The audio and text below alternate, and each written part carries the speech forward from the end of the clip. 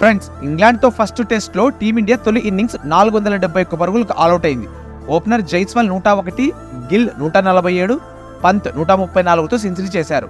471 runs అనేది టెస్టుల్లో మంచి స్కోరే, కానీ టీమిండియా ఓ చెత్త రికార్డు మూటగట్టుకుంది. రెండో రోజు బ్యాటింగ్ స్టార్ట్ చేసి 429 పరుగులకు 3 వికెట్ల వరకు బాగానే వెళ్ళింది.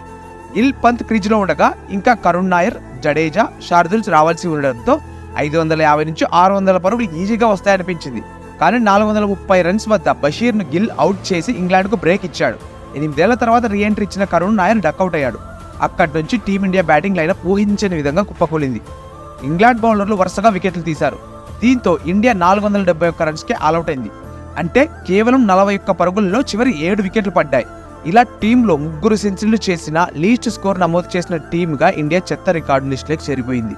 మరి మిడిల్ ఆర్డర్లో ఏ ప్లేయర్ ఉంటే స్కోర్ 500+ రన్స్ ఈజీగా దాటి ఉండేవి అని మీరు అనుకుంటున్నారో కామెంట్ చేయండి.